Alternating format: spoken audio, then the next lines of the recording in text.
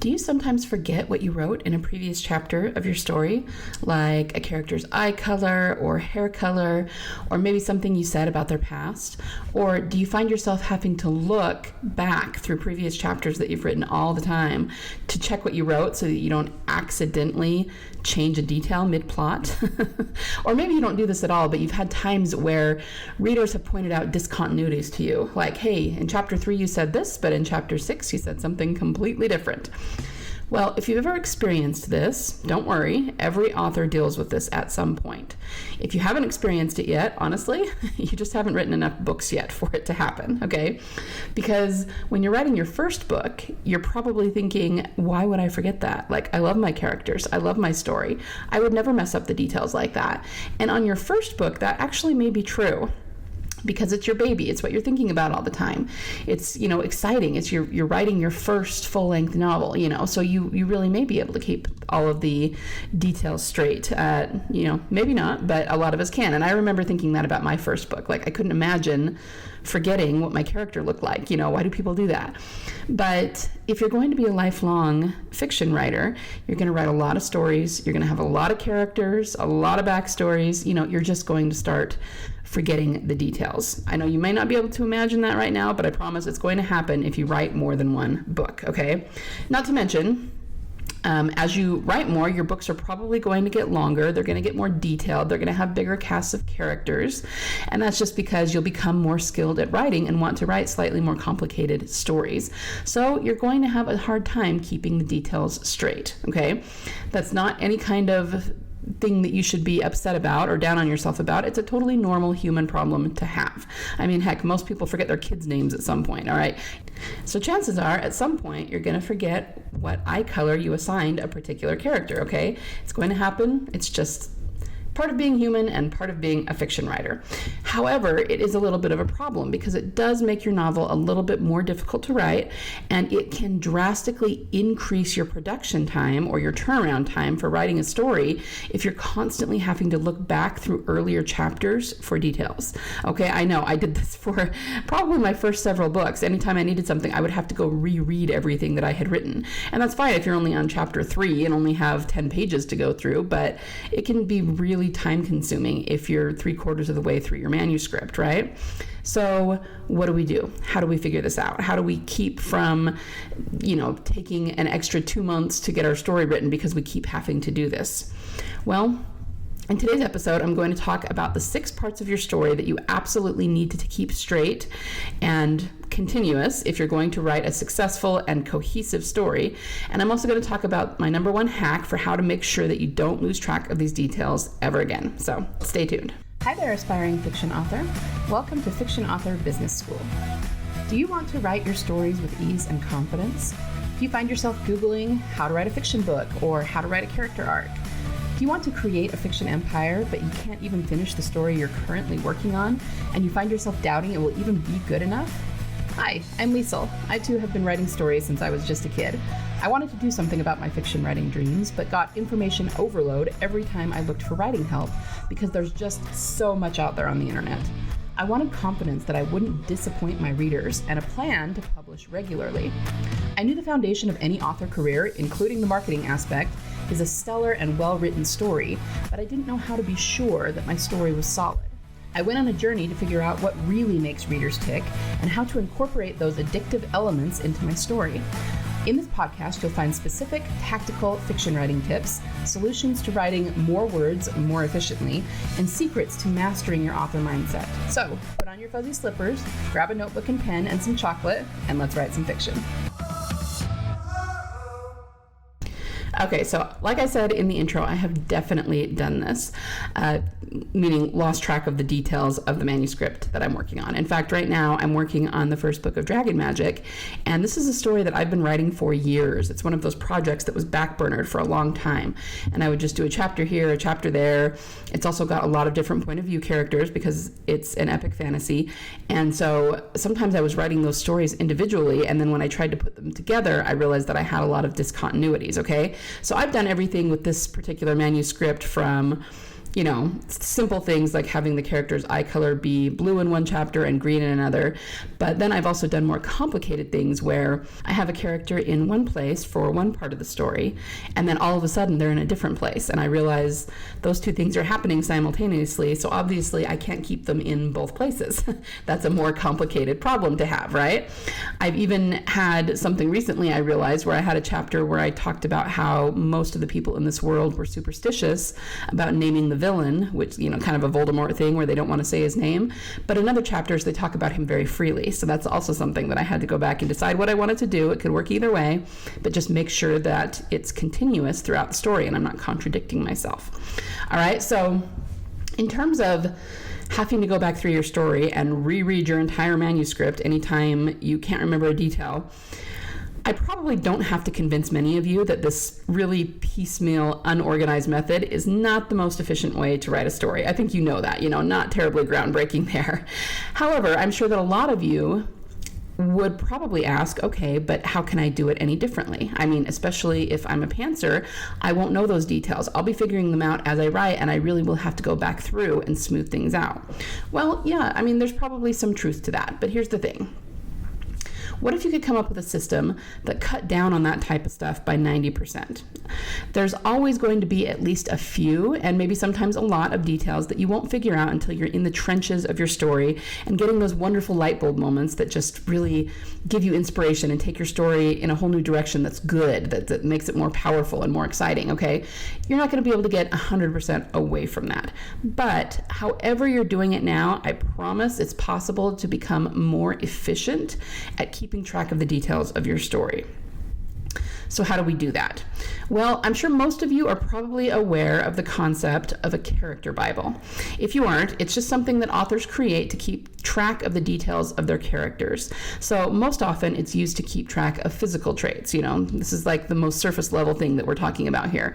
What a character looks like, maybe where they're from, some of their backstory, how they dress, what scars they may have. Okay, that's why it's called a character Bible. It's a reference.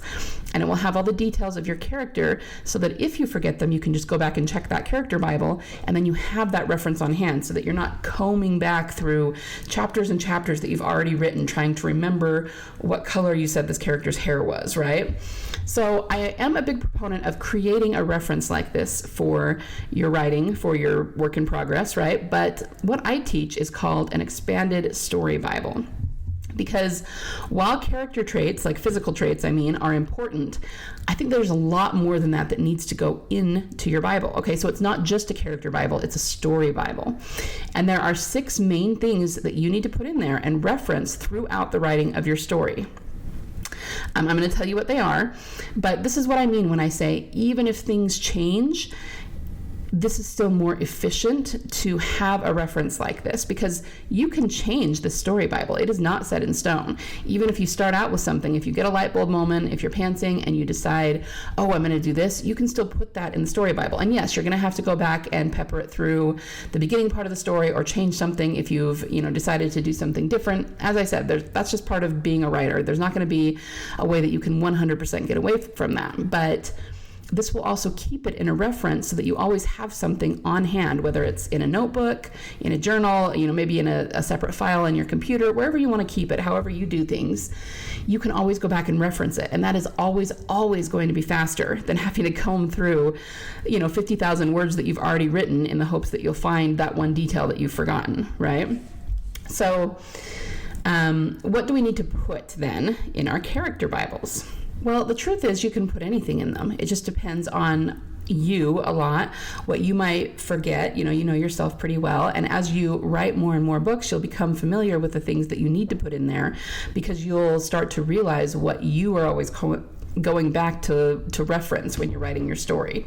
Right? But I have come up with 6 things that I think are really, really essential, whether you're a plotter or a pantser, to keep in your Bible, not only because it will help you remember, and be a reference so that you're not contradicting yourself as you write, but it will also help keep your story on the rails. And what I mean by that is if you come to a scene and you're not sure how important it is, if this is a crucial scene or something that can be cut, if you're not sure exactly where you're going with the scene or how it's going to tie into the main story, you can keep certain things in your expanded story Bible that will help you focus and keep things on the rails so that you can go back and read them and then immediately know how you need to fix that scene or, where you're going with this particular character arc. So let's talk about what those are.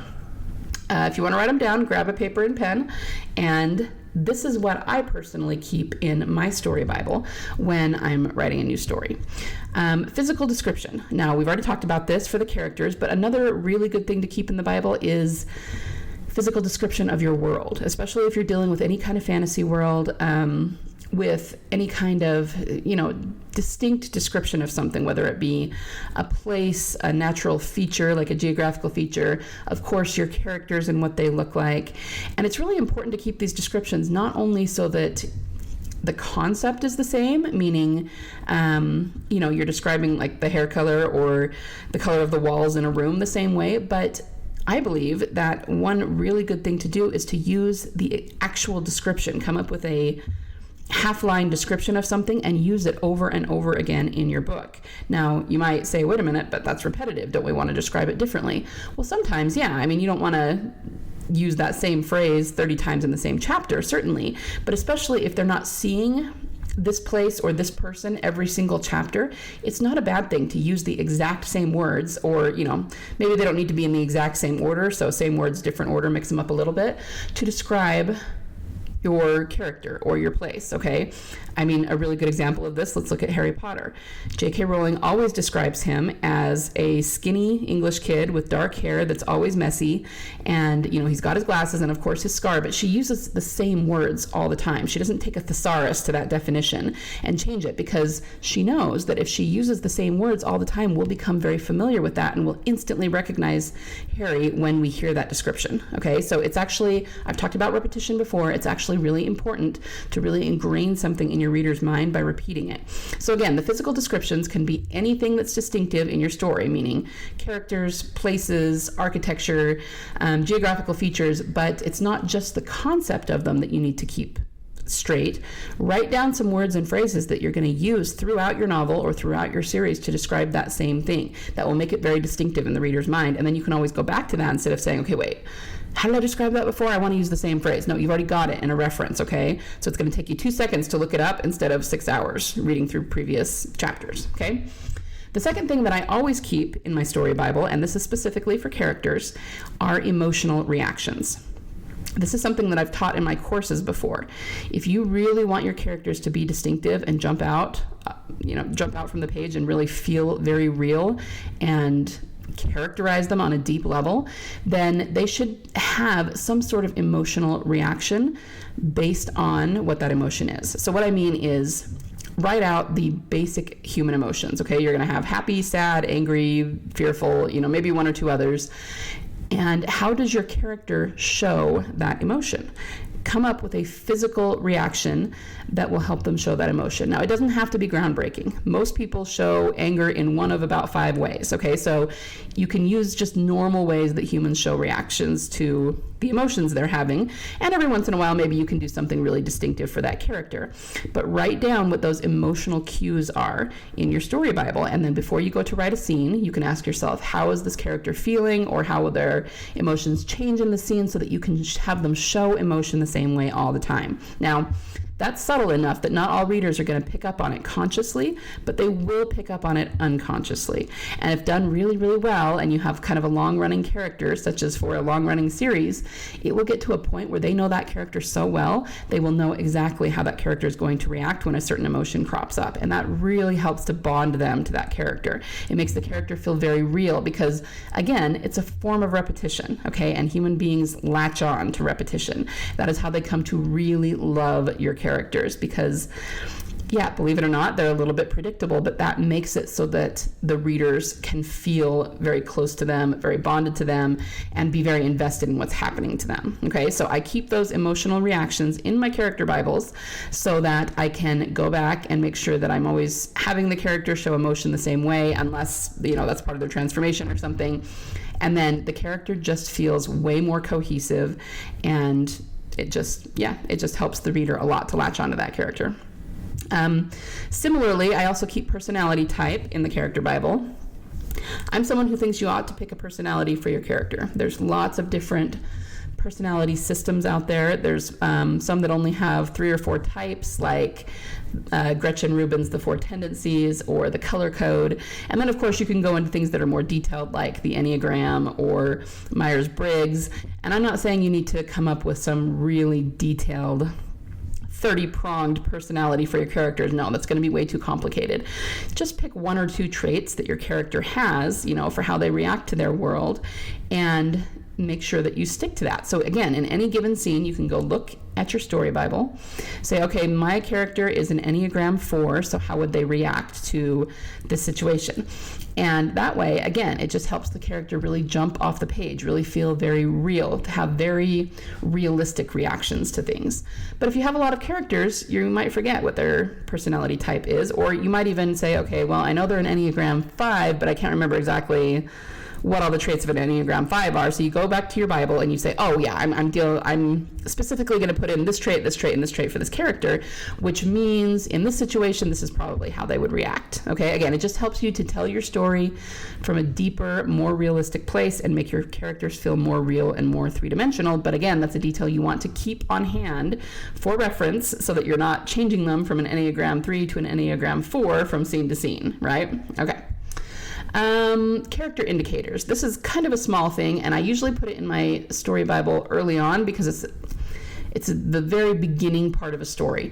These indicators are just the things that you are going to show your characters doing or being in the very beginning parts of your story that lets the audience know what kind of person they are. So,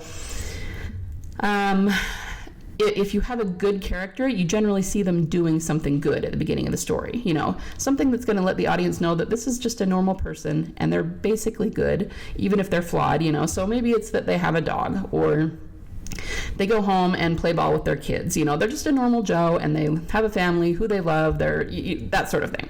On the flip side, with a villain, it's going to be a very different sort of character indicator. You can have something like Darth Vader choking somebody, the evil music behind him, right? Or even just, if some guy's walking home from work and he kicks a dog, well, you know that this is a character you're not supposed to like, right? And this is at the very beginning. This is the way that we introduce our audience to these characters. So I always put the character indicators in there before I get started.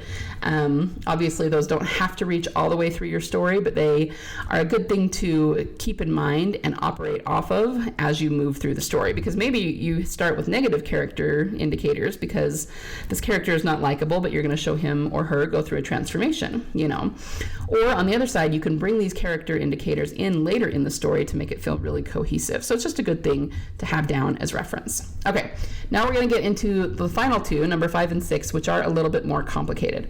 The first is backstory relating to your plot. Now, we all know that in terms of the character transformation, you're probably going to end up using backstory in order to explain why a character is the way they are, why they believe what they do, why they're doing what they do. This is especially true of villains, but it's true of all characters. Your character is going to have a misguided belief. They're going to have a flaw. We need to understand where that came from and why they believe that thing. So I really strongly believe that you need to keep backstory related to your plot, to your character, to their transformation in your story Bible. Why? Even though those are more plot-based things, whereas most people use a story Bible to reference, again, things like descriptions and one-line, details about things, I actually really think that you need to keep backstory relating to your plot in your story Bible, because not only do you not want to forget it, but it's something that I think you should reread very, very often while you're writing your story. Again, it just keeps your story on the rails. It keeps you, really sticking very closely to the same theme. And sometimes, we all know we can get excited about characters, we can get excited about a scene, and we might kind of go off the rails with it and go, oh, well, what if they did this? And what if they did that? And then what if they reacted this way? And it's not necessarily a bad thing. If it's something that serves your story and you want to incorporate, then go for it. But you can also really get pretty far away away from the story you were originally telling that way. But if before you sit down to write any given scene, you go back through and read the backstory relating to your plot, you will always have it front of mind, and you will be able to keep yourself, pretty tightly bound to what your character believes, to what their backstory has created in them in the present. And it's just a way of making sure that you're staying on track, making sure that you're not going off into la la land with this character and completely forgetting what you originally were trying to, tell about them in the story. So I would really, really strongly recommend that you keep backstory relating to your plot in your character or your story Bible, and the final thing is any details of your character's transformation. Now this kind of goes hand in hand with number 5, but this is stuff other than backstory, okay? Just any details, how they're going to start to transform, how, their misguided belief is going to be challenged, and then what they're going to believe when this happens, and then how it's going to shift when that happens. And, if you can possibly plan out how they're going to transform in the final, scene right around the climactic moment. Again, it's the same thing. It just keeps you on track so that you know that everything you're writing is pointed toward those events, is leading toward those events. And that way, again, if you ever come to a point where you're like, oh, the scene is just getting away from me and I don't know where I'm going with it and I'm feeling like it's all over the place, then you can go back and read these things in your story Bible, and I promise it will help you fix that scene really quickly. It will help you get on track, because these things that you are writing in your story Bible are kind of the core of your story, and they are almost like a blueprint to follow. So I don't mean a blueprint in terms of the plot. If you want to pants your plot, by all means do that, but it will, while you're pantsing that plot, it will help you I don't know how else to say it, stay on track so that you're keeping the themes the same no matter what happens in the story. And a lot of times this is what comes across in character internal dialogue, right?